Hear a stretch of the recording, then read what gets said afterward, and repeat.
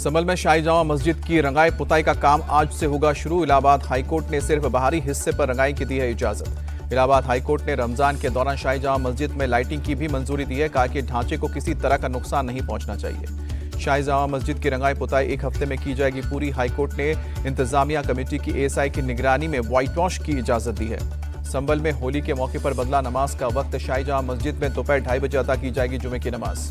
शाही जामा मस्जिद के सदर जफर अली ने की है मुसलमानों से अपील, अपने बच्चों को उन जगहों पर से दूर रखें जहां रंग पड़ने की आशंका हो और बेवजह का बवाल खड़ा हो। संभल प्रशासन ने किया ऐलान, होली का जुलूस गुजरने से आधे घंटे पहले मस्जिदों में पूरी की जाएगी नमाज। जुलूस गुजरते वक्त मस्जिद में मौजूद रहेंगे प्रशासन के अधिकारी। संभल को 6 जोन और 29 सेक्टर में बांटा गया है। हर एक सेक्टर में मजिस्ट्रेट लेवल का ऑफिसर तैनात रहेगा। 250 से ज्यादा सीसीटीवी कैमरे और ड्रोन से निगरानी की जाएगी। संभल के शाही मस्जिद को होली से पहले कवर करने का काम शुरू। होली के जुलूस के रास्ते में पड़ने वाली दीवार के 50 से 60 मीटर लंबे हिस्से को किया गया है कवर। संभल में होली जुलूस के रूट में पड़ने वाली 10 मस्जिद को कवर किया जा रहा है। खग्गूसराय इलाके में लधियोनियों वाला मस्जिद को खुद मस्जिद प्रशासन ने कवर किया है। यूपी के अलीगढ़ में भी होली के अवसर पर मस्जिद प्रशासन की बड़ी पहल। काले कपड़े से मस्जिद के सामने के हिस्से को कवर किया गया।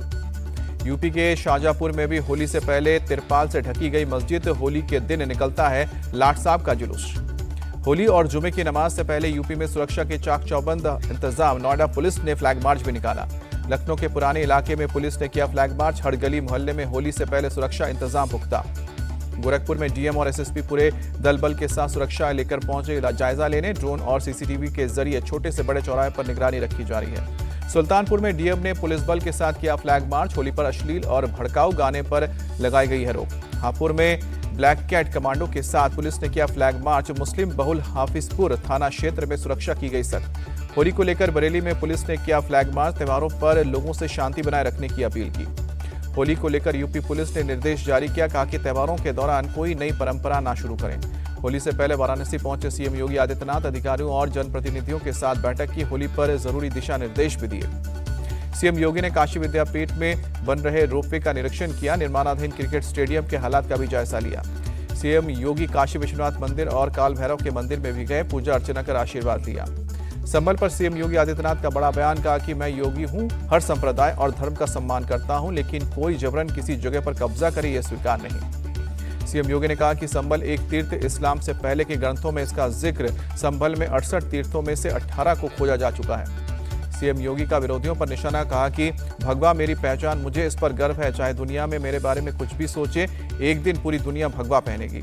औरंगजेब की तारीफ करने वालों को सीएम योगी की दो टूक। कहा कि जो विदेशी आक्रांताओं का महिमा मंडन करते हैं वो अपने डीएनए की जांच कराएं।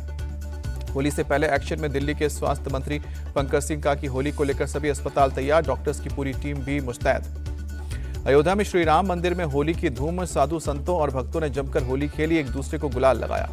इकबाल अंसारी भी श्री राम मंदिर में होली खेलने पहुंचे। जगत गुरु परमहंस के साथ होली खेली। कहा कि हर साल यहां होली का इंतजार रहता है, यहां कोई भेदभाव नहीं है। होली से पहले संसद परिसर में होली मिलन, सांसदों ने एक दूसरे को गुलाल लगाया। सीएम ममता बनर्जी होली उत्सव कार्यक्रम में भी शामिल हुई। होली अभिनंदन कार्यक्रम में शामिल हुए उत्तराखंड के सीएम। देहरादून नगर निगम परिसर में हुआ प्रोग्राम। गुजरात के सीएम भूपेंद्र पटेल ने गांधीनगर के विधानसभा परिसर में होली खेली। मथुरा के द्वारकाधीश मंदिर में होली समारोह। अभिनेता विद्युत जामवाल समारोह में हिस्सा लेने पहुंचे। पीएम मोदी 2 दिवसीय मॉरिशस दौरे से वापस लौटे। मॉरिशस के पीएम नवीन चंद्र गुलाम ने पीएम मोदी को एयरपोर्ट पर जाकर विदाई दी। मॉरिशस के सर्वोच्च सम्मान से सम्मानित हुए प्रधानमंत्री मोदी। राष्ट्रीय दिवस समारोह में शामिल हुए। मॉरिशस का नया संसद भवन बनाने में मदद करेगा भारत। सम्मान मिलने पर पीएम मोदी ने कहा कि यह सिर्फ मेरा नहीं बल्कि 140 करोड़ भारतीयों का सम्मान है।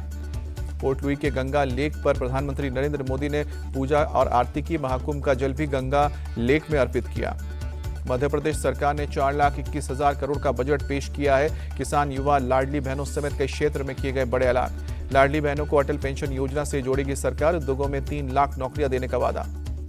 मध्य प्रदेश के बजट में किसी तरह का नया टैक्स नहीं लगाया गया है। 11 आयुर्वेदिक कॉलेज और 22 नए आईआईटी खोलने जाने पर ऐलान हुआ है। सीएम मोहन यादव ने बजट को बताया ऐतिहासिक। कहा कि सभी वर्गों का रखा जाएगा ध्यान। एमपी के विकास और जन कल्याण को नई गति देगा बजट। केंद्रीय मंत्री शिवराज सिंह चौहान का बयान।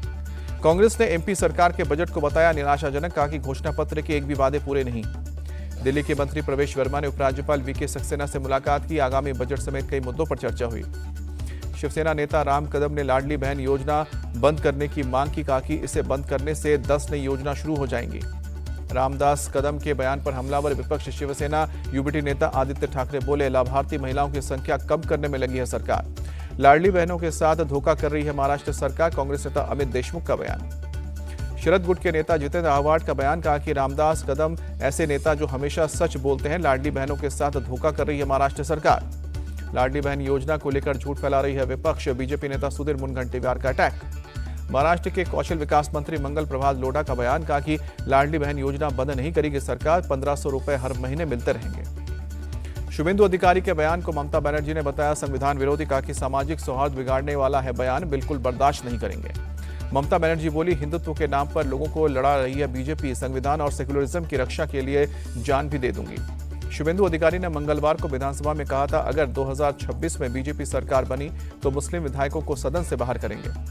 शुभेंदु अधिकारी के बयान को टीएमसी ने बताया। सांप्रदायिक सांसद सौगत राय बोले कि बंगाल विधानसभा में बीजेपी कभी नहीं आएगी। बिहार विधान परिषद में नीतीश कुमार और राबड़ी देवी के बीच जोरदार बहस। राबड़ी देवी बोली, भांग पीकर आते हैं नीतीश कुमार, महिलाओं का करते हैं अपमान। नीतीश कुमार बोले कि बिहार में बहुत कम हुआ है, अब हम इधर उधर नहीं जाएंगे, जिनके साथ हैं उनके साथ ही रहेंगे। तेजस्वी यादव ने नीतीश कुमार पर फिर साधा निशाना, कहा कि बिहार की बागडोर ऐसे आदमी के हाथ में जो अचेत अवस्था में है, जिसकी हालत ठीक नहीं है। बिहार विधानसभा से आरजेडी विधायकों का वॉकआउट, नीतीश कुमार पर महिलाओं का अपमान करने का आरोप लगाया। हरियाणा निकाय चुनाव में कांग्रेस का सुपरा साफ, 10 में से 9 सीट पर बीजेपी जीती, 1 सीट निर्दलीय के खाते में आई। हरियाणा की जनता ट्रिपल इंजन सरकार पर अपनी मुहर लगा दी है। निकाय चुनाव में मिली जीत के बाद बोले सीएम नायब सैनी। निकाय चुनाव में कांग्रेस की करारी हार पर बोले भूपेंद्र हुड्डा, हार से कोई फर्क नहीं पड़ता।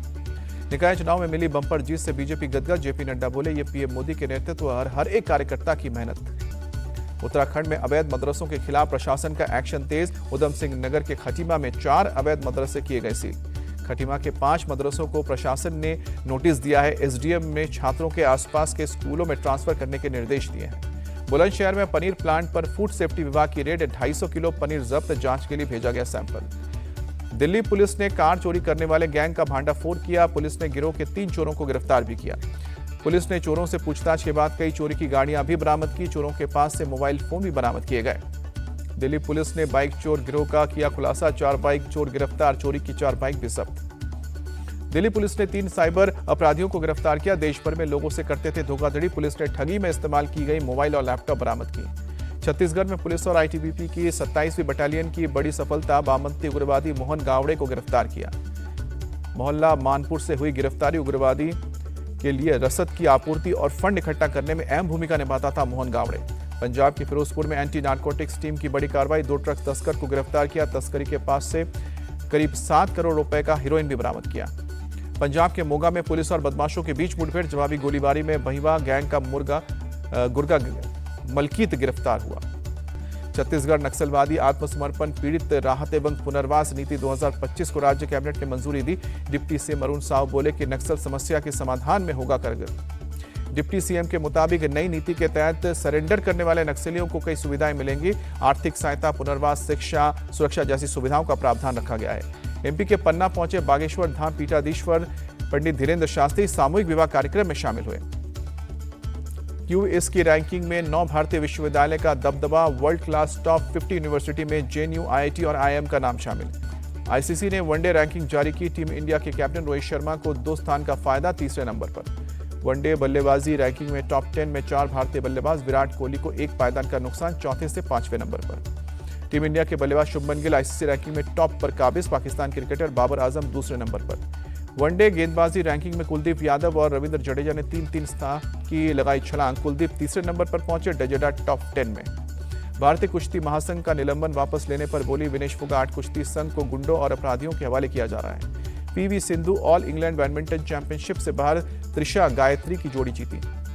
बॉलीवुड अभिनेता सलमान खान बने इंडियन सुपरक्रॉस रेसिंग के ब्रांड एम्बेसडर। लीग में शामिल होने पर सलमान ने जताई खुशी। भारत ने विश्व पैरा एथलेटिक्स ग्रैंड प्री 2025 में पुरुष भाला फेंक में अपना दबदबा बनाया। रिंकू हुड्डा के शानदार प्रदर्शन से गोल्ड जीता।